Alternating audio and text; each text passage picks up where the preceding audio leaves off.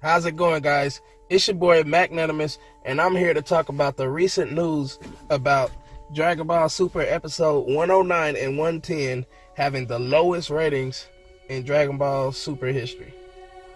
Now, this is quite surprising because the episode was epic to a degree. It was very, very good in regards to the things that we've been seeing leading up to this episode.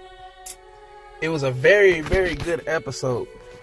But where I think that Super has ran into its issues is you're losing the fans before you were actually able to get to the level that the last fight was at.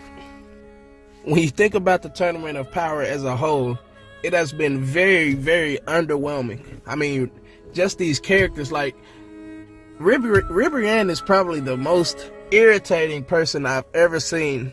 And if you guys didn't notice, from all the spoilers that they've put out in the new episode of Dragon Ball Super, episode 112, it seems that our guy, Hit, will be out of the competition. Sorry if I dropped the spoiler, but it's pretty much old news. I mean, they give away spoilers like candy. But it's so irritating because Hit got put out before fucking Ribrianne. This bitch has been in this competition doing absolutely nothing, flopping around, fucking acting goddamn crazy for fucking multiple episodes now. And they knock our guy Hit out before getting rid of Ribrianne. Think about the tournament as a whole. From my calculations, I can only really think of 3 episodes out of the whole tournament so far that were even any good to me. The first would be when Kale first went Super Saiyan Berserk. It was decent. I mean, it was a fresh new look on the tournament because the tournament was very boring at the moment. The second would be Hit versus Dispo. That was a very good fight. I mean, they always seem to end these fights before they're done just to prolong the damn tournament. But overall, it was a good episode. And the final would definitely be the 1 hour special 109-110. But besides those 3 episodes, this tournament has been very, very slow. Dragon Ball Super has been very slow in general. And the biggest issue is they've really taken the greatness of DBZ and just killed it. I mean, we don't see character development anymore. We don't see ultimate power-ups. I mean, and to be honest, I would definitely have to say this. I've never seen Goku take so many L's as I've seen him take in Dragon Ball Super.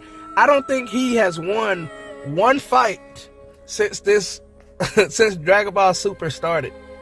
Now, it's going to be really bad if they take such a great show and run it into the ground because if they wanted to go a different approach through the anime versus the manga, because so far the manga just seems to be leaps and bounds better story writing, better storytelling. Whether you like what the manga version is going, the storytelling is much better. There are a lot of things that are explained in the manga that aren't explained in the show. Things just happen in the show. You're like, how the hell did he get to that point?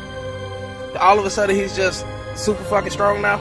You know, man, that was the greatest thing about DBZ is seeing guys train their asses off to reach a new level of power. Think about it.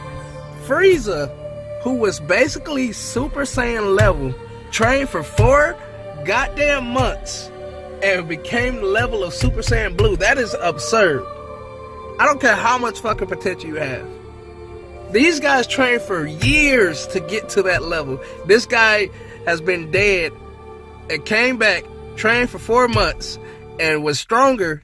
Well, technically he was stronger than Super Saiyan Blue. Couldn't regulate his power, bullshit, whatever. They've been really trying to pull that. It's not about power. It's not about this, and that. But it hasn't really worked well because there's so many plot holes. There's so many loopholes in the things that they do versus the things that they say. They tend to do things first and then try to give an explanation for why it's that way after they've done it. That's not good storytelling. If you're going to do that, at least do flashbacks. Do something that we can actually see the visuals of, okay, he was going during this time, and that time. That's when he had the time to do this. Like, you don't even know when they had the time to train. I hardly ever see them train. They might train 1 or 2 episodes with Beerus or the Whis, and then you never see them fucking train again. And the fact that Goku is always taking L's might even be a big factor into why the ratings were so low in Japan for this show. He lost against Beerus. He lost against Hit. He lost against Zamasu multiple times. And he just lost against Jiren. I have never seen Goku take so many losses. And it's really starting to bring down the quality of the show if the main character is always losing. Honestly, at this point, I wouldn't even be surprised if Goku didn't win this tournament. Just because of the history of the way the Super is going, they're pretty much building up Goku just to make him lose to a villain, just to let a lesser character come in and save the day, or the gods have to save him, or some bullshit like they pulled for the fucking Zamasu fucking arc. I just hated that shit, that they fucking pulled the Zeno card. Oh, let me push a button and call a fucking omnipotent god and have him erase everything. That was just fucking bullshit. Well, that's my take on it, guys. Just let me know what you think is going to be the future for Dragon Ball Super from this point on. If you like, please give me a thumbs up. Comment, subscribe. This is your guy, Magnanimous, and I'm out.